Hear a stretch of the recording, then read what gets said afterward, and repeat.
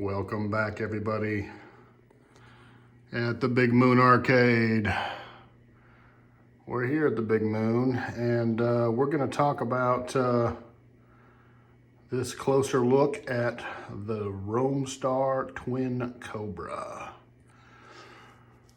Kind of a cool one. Yeah. So let's have a look at it here. We got it fired up, and I think I'd mentioned before, if you're a follower of the channel, that this is actually, look at the unique shape here. It's a Pango cabinet, people. Sega Pango, which was a pretty cool game back in the day. You don't see it around that much anymore. You do see it like on the bit kit and whatnot, but man, I don't remember the last time I actually saw an actual Pango cabinet that was still a Pango. So let's have a look here. This is back in 1987. Pango stopped making money, and they had a perfectly good cabinet, and so they said, hey, let's go ahead and get a conversion kit for it from our good friends at Romstar, and they had this little game called Twin Cobra, which is also Taito, whatever you want to say. In Japan, they made this helicopter game, which is kind of like 1942, 1943, if you're familiar with that, but with helicopters. It's a blast. Two people can play at the same time. It's a fun game. It's a really super fun game. It's hard. It was a quarter guzzler for sure. But you know, when you got the key to the door and you can just flip the credit switch, it doesn't cost you nothing. And I have the key to the door, so that's pretty sweet. But I got this cabinet. It was in a yard sale for 50 bucks. And it had the Twin Cobra board in it and everything, and it did not work. It had a bad processor in it. So one of my guys, Arcade Richard, put a new processor in it for me, got it fired up, and it's been a boss ever since. It's got a Wells Gardner K7000 monitor in it, which is the original monitor as far as I can tell. It actually has some Twin Cobra screen burn in it, very slightly. And I rebuilt it, and as you can see, it looks awesome. This cabinet was a mess. The control panel was a complete abortion. It required massive engineering and massive welding, and actually we used JB weld. And we got it put back together, and we got this overlay right here for it from Game On Graphics, if I remember right. They printed it up for me, just the exact size that I wanted.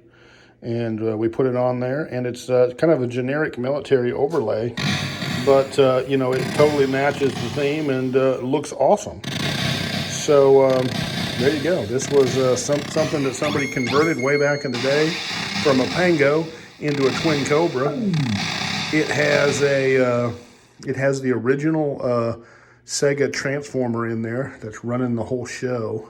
Massive transformer, about 10 times bigger than it needs to be. We could probably run the whole building with the thing, and it's awesome. So it's just a super cool game, and really, you know, it's one of these things that you ran across, and it was kind of destined for the scrap yard, and probably going to go to the dump. And you know, I paid 50 bucks for it, and fixed it up, put a bunch of time and effort into it. You know, and maybe altogether a few $100, you know, total. You know, for some joysticks here. Actually, you know what? These are original Wico joysticks. I rebuilt these. I got new grommets for them from Arcade Shop and cleaned them up really good, polished everything, and rebuilt them, and they work beautifully. So actually, those grommets are about 10 bucks a shot, so not a big deal. New buttons here too. We got new buttons on there. Got the 1 and 2 player start button down here. Kind of cool how that's set up. And coin door lights and everything. Work like a complete boss. Let's open her up here and have a look, see? Got the old incandescent bulbs in there still, original equipment. And of course, you know, we had to do a custom wiring harness, built the whole wiring harness here for the control panel, and pin all the connectors and get everything hooked up. And she works like a champ now, people. It's just a fun game. It's an attractive game. It is a fun game, and people do play it. So it's a testament to the late 80s, early 90s. That was kind of the era of conversion games, and this was one of them, one of many. And it's just cool. Let's have a look at the marquee here. A lot of really cool art on there. Helicopters and explosions and all kinds of good stuff. Anti-aircraft guns down here. Say we got the old Romstar, all rights reserved, license from Tato, whatever, America Corp. So there it is, people. That's the twin Cobra. Appreciate you checking it out with me. And kind of noticed maybe we changed things up here a little bit. The old jungle hunt right there that used to be right there. I sold it, people. Yeah, I sold it to a buddy of mine. And so it has a new home now. It's not in the Big Moon anymore. So we're going to talk about this on the next video. And I'm just going to tell you, people, I got a lot to say about this. A lot.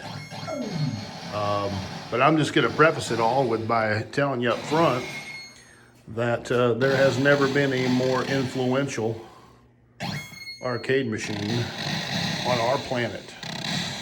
This is it right here. This is the big kahuna, the granddaddy of them all. That by which all others are judged to this day. And it came out in 1980. That was 43 years ago, people.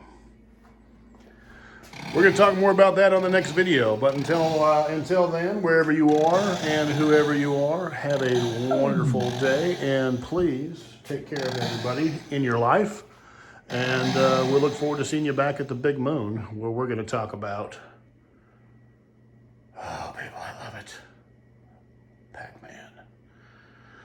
All right, until the next video, we'll see you then.